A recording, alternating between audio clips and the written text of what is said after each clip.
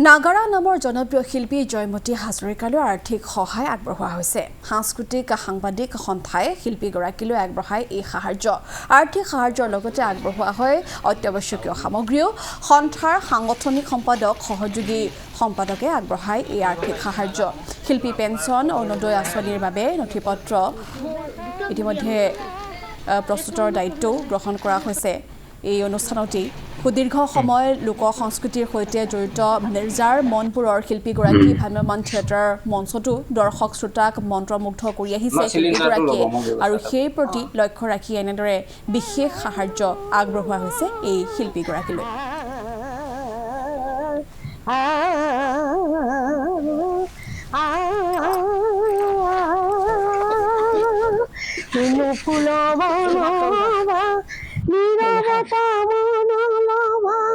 মুতলিয়া সমীৰণ নীল ভাগা গানন মধুৰ জামিনী আজি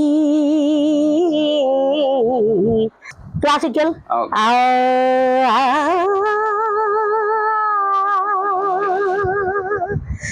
আমি সদসম সাংস্কৃতিক সাংবাদিক সন্থা অসমৰ আমি হৈ আজি আমি জয়মতী হাজৰিকা বাইদেউৰ ঘৰলৈ আহিলোঁ।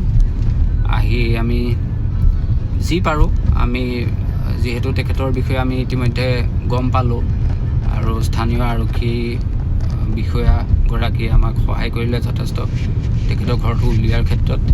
আৰু তেখেতৰ ঘৰলৈ আহি আমি সুদাহাতে নাহোঁ বুলি ভাবি কিছু চাউল দালি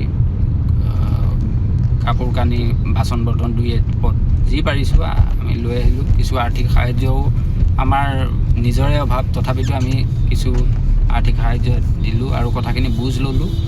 গতিকে আমি অনাগত সময়ত তেখেতৰ যিহেতু বহুখিনি ডকুমেণ্ট নাই, তেখেতে দিন হাজিৰা কৰি খায়, গোটেই জীৱনটো তেখেতে শিল্প সাধনাতে ব্ৰতী হৈ থাকিল। আৰু পৰৱৰ্তী সময়ত তেখেতে যাত্ৰা পাৰ্টিৰ পৰা যেতিয়া ঘূৰি আহিলে তেতিয়া তেখেতে নাগাৰা নামৰ শিল্পী আছিলে। আৰু তেখেতৰ শিল্পী পেঞ্চনৰ ক্ষেত্ৰত আমি সাংস্কৃতিক সাংবাদিক সন্থা অসমে আমি নিশ্চিতভাৱে আমি সহায় কৰিম। সহায় মানে আমি দেখুৱাই দিম যে এনেকুৱা ধৰণৰ শিল্পীসকলে আচলতে পাব লাগে, আৰু সেইটো অৱশ্যে আমাৰ দায়বদ্ধ আমি তাৰ প্ৰতি।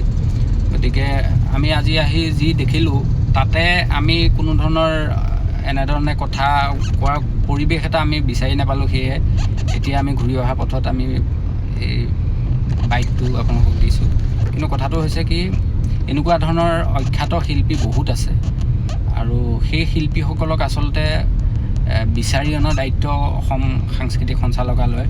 আৰু এই বিষয়ে আমি বিগত বহু বছৰৰ আগতে আমি মাননীয় সাংস্কৃতিক বিভাগৰ মন্ত্ৰী বিমল বৰা ডাঙৰীয়াৰ সৈতে আমি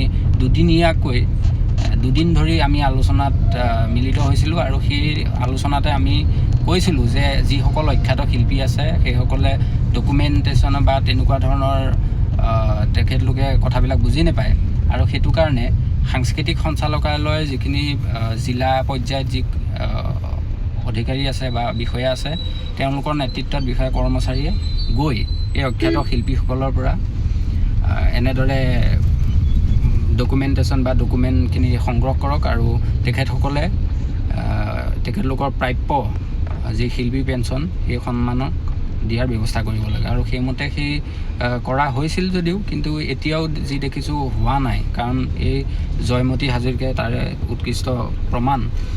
গতিকে আমি ভাবোঁ যে অসম সাংস্কৃতিক সঞ্চালকালয়ে এই ক্ষেত্ৰত জয়মতী হাজৰিকাৰ দৰে শিল্পীৰ ক্ষেত্ৰত মনোযোগ দিব আৰু তেখেতসকলক প্ৰাপ্য সন্মান প্ৰদানৰ ক্ষেত্ৰত ভূমিকা গ্ৰহণ কৰিব।